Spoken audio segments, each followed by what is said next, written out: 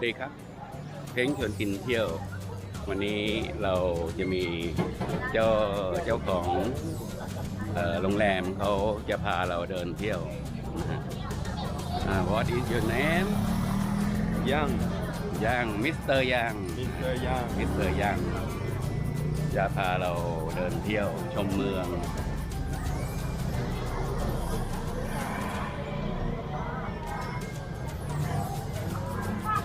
Let's go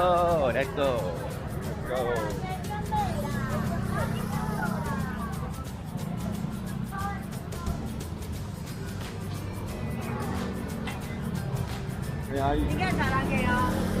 我买那个有的。柳橙汁2瓶。ซื้อน้ำส้มให้ทานนะฮะ哎呀，泰国。阿里要不会？泰国人呐泰国人我泰国人所以一点点นะ一点点而已哦。等一下。พูดไทยได้นิดหน่อยไอ้พูดจีนได้นิดหน่อย ภาษาไทยไม่ได้เลย 另外要多少缸？谢谢啊。เสียแปลว่าขอบคุณ thank you เสีย thank you 一个给你。น้ำส้มพออยู่ thank you ซื้อน้ำส้มมาให้ทานเดี๋ยวเราจะไปเดินเล่นกันอันนั้นเขาเมฆวันนี้เมฆเยอะเมฆมากฝนไม่ตกครับ อากาศเย็นสบาย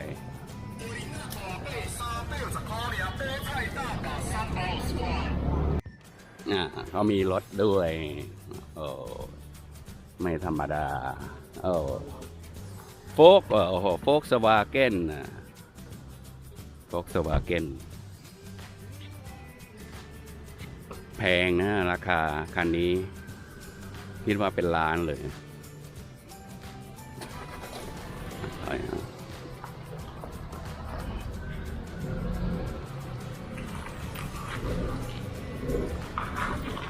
โอ้โหวัยรุ่นโอเคเราขึ้นรถโอ้โหซุปเปอร์คาร์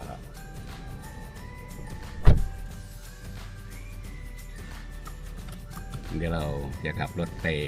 เที่ยวกันนะไม่รู้ว่าเขาจะพาไปไหนเดี๋ยวลองดู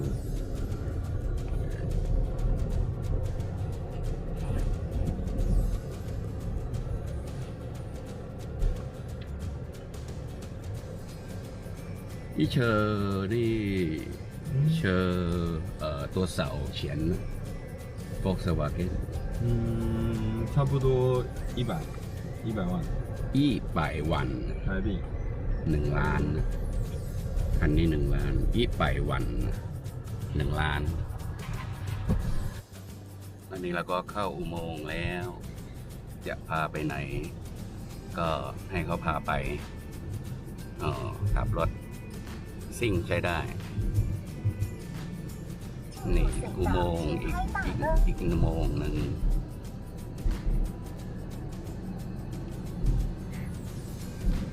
เอาใจดีกับผมมากเลยพาไปเที่ยวพาไปขับรถเที่ยวแต่ไม่รู้ว่าจะพาไปไหนเหมือนกันลองดู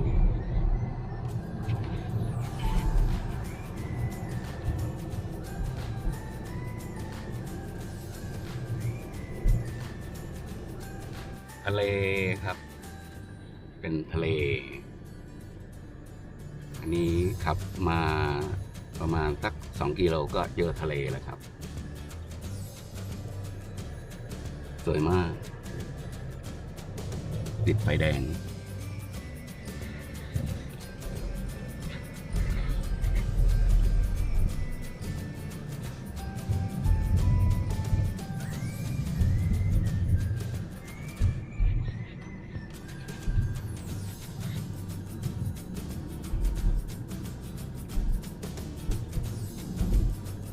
เมืองนี้เป็นเมืองที่น่าอยู่เหมือนกันนะครับก็มีเป็นทะเลไกลๆนู่นเลย ไฟเขียวแล้วครับไฟเขียวก็เดินหน้าเลย เขารับปากว่าจะพาผมไปขับรถเที่ยว เขาก็รักษาคำพูดได้ดีมาก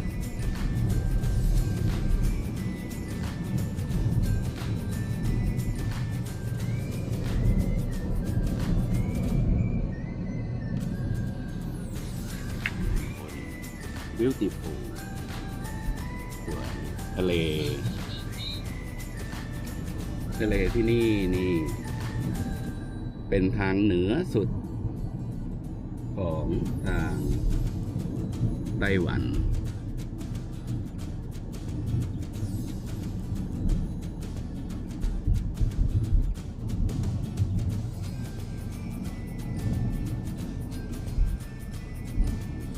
ประเทศไต้หวันเป็นประเทศประชาธิปไตยนะครับ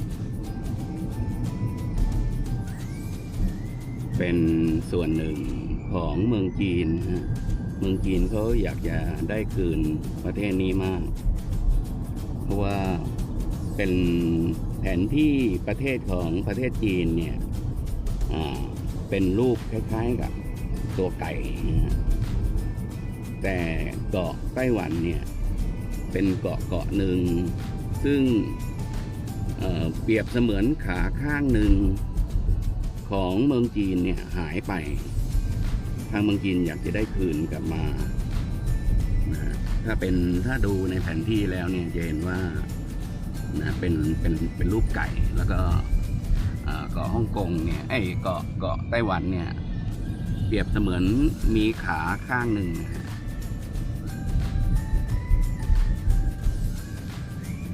เท่ากับเมืองจีนนี่ขาด้วนไปฮะก็คือไต้หวันเนี่ยก็คือเป็นขาข้างหนึ่งซึ่งขาข้างนี้เนี่ยถ้าได้คืนมาเนี่ยก็จะเป็นไก่สมรูปแบบ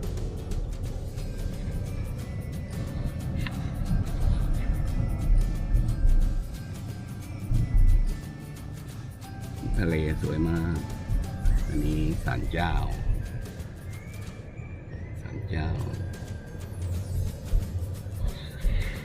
ก็สื่อสารกันไม่ค่อยเข้าใจกันสื่อสารเข้าใจบ้างไม่เข้าใจบ้าง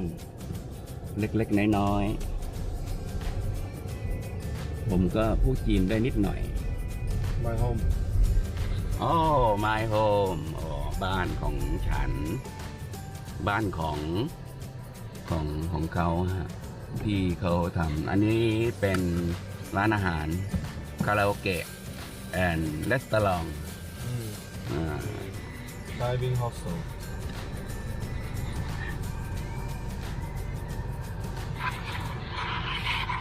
เขาพามาดูบ้าน so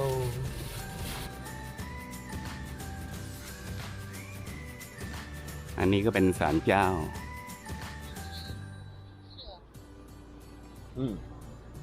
temple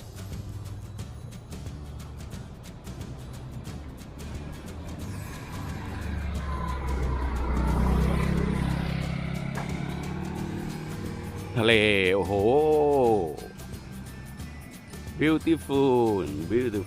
สวยมาก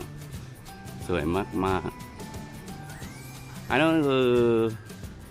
จิวเฟินนะจิวเฟินเมืองนู้นคือเมืองจิวเฟินที่วันก่อนเราไปมานะ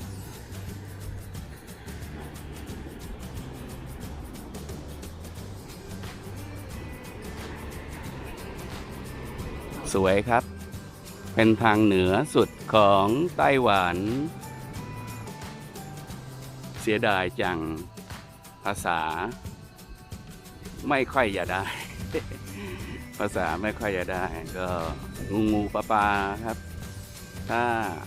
ภาษาได้มากกว่านี้เนี่ยคงจะดีไม่น้อยคงจะสื่อสารกันได้ดีอันนี้ก็ขอบคุณมากๆเลยที่ได้พาเรามาชมเมือง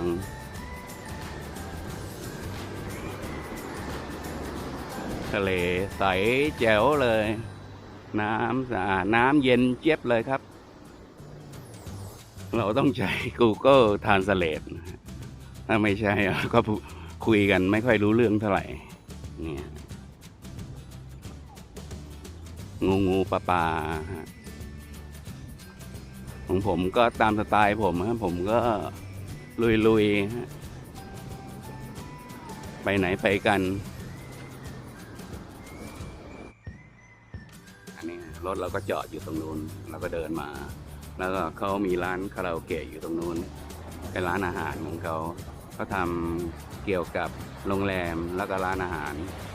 แล้วก็เขาเป็นนักร้องด้วย เป็นนักปิโนร้องเพลงได้ด้วยเขากำลังทำชั้น3ทำเป็นร้านอาหารแล้วก็เป็นคอนเสิร์ตนะฮะคอนเสิร์ตเล็กๆเขาก็น่ารักครับ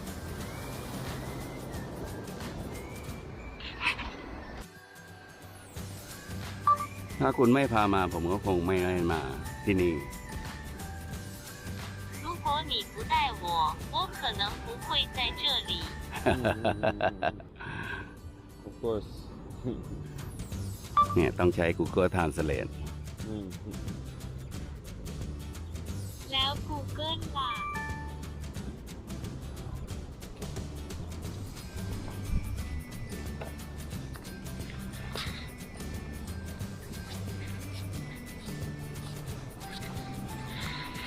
ไว้มีโอกาสคงจะได้มาอีก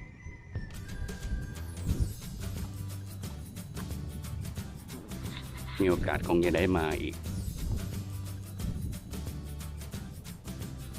โอเค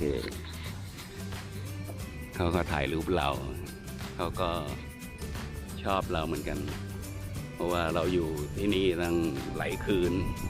พักกับเขาหลายคืน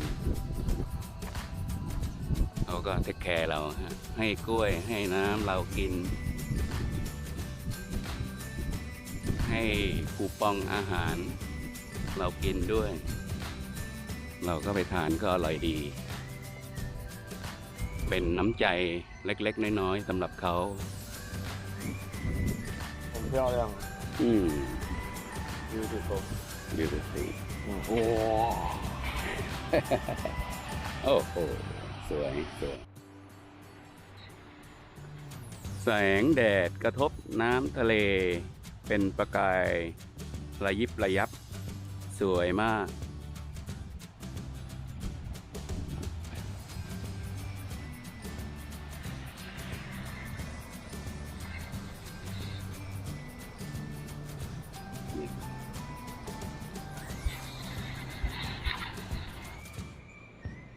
สวยครับเขาก็บอกว่าสวยมาก beautiful สวยครับเป็นทะเลน้ำใสน้ำสีฟ้าสีมรกตสีเขียวบรรยายไม่ถูกว่าเป็นสีอะไรบ้างแต่ว่ารู้ว่าสวยอากาศวันนี้แดดออกสวยมาก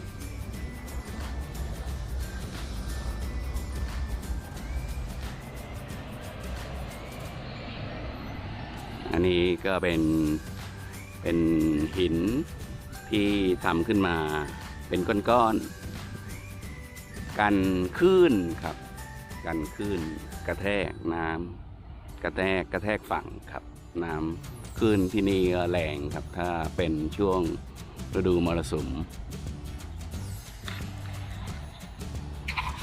ฉันผ่อนคลาย โอ้ผ่อนคลาย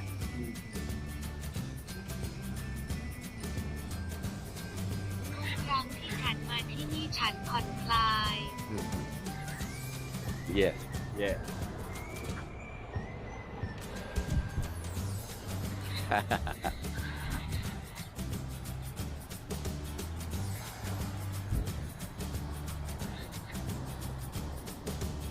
ทุกครั้งที่ฉันมา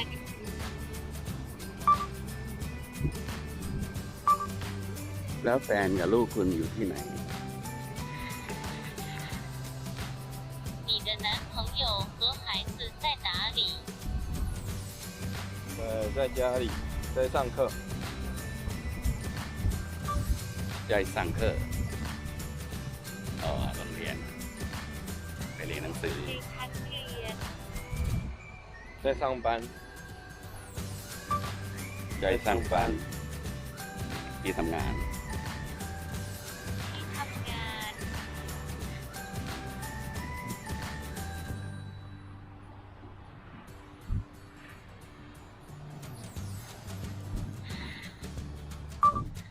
ผมก็ชอบที่นี่เหมือนกัน สวยงามดี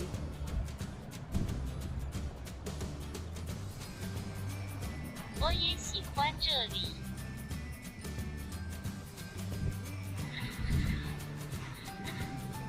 อันนี้อะหลงเฟยอะหลิงเฟย 嗯，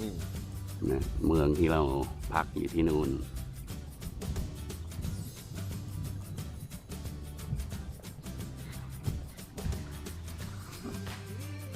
ทะเลเป็นสีน้ำเงินสวยมาก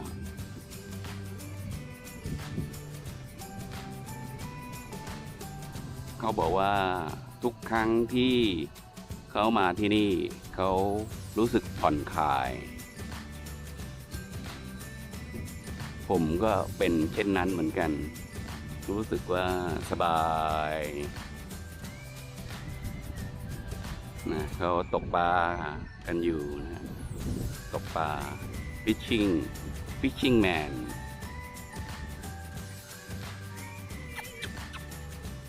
ด็อกเราเดินมาที่นี่ถ้าเราเดินมาเองนะครับ 10 กิโลเมตร แต่เขาขับรถมาให้เรา ถ้าเราเดินมาเนี่ย 10 กิโลตรงนี้ก็ไม่ได้ใกล้นะครับ ถ้าเดินมาก็เหนื่อยเหมือนกัน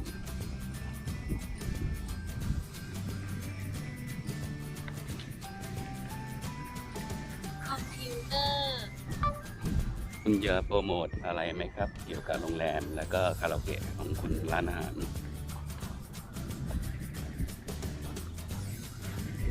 你想宣传有关酒店和卡拉 OK 的信息吗？ โปรโมทเลยมีปัญหาอังกฤษ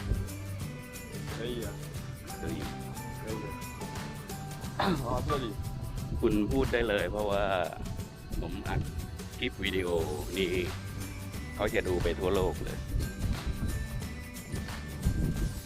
可以说，因为我录制了视频片段，所以它将在世界各地观看。夏天这边会有很多，夏天这里会有很多商店。 อืม มีร้านค้ามากมายในฤดูร้อน เยอะ 然后很多人在这里放风筝，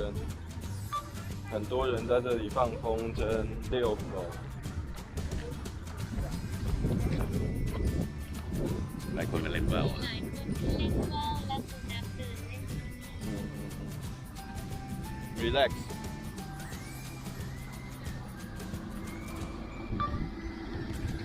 คุณพูดในนี้ได้เลย ถ้าคุณอยากโปรโมทร้านและโรงแรมของคุณ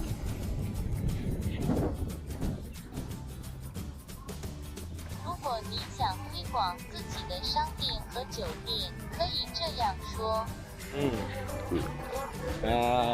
Welcome to Taiwan。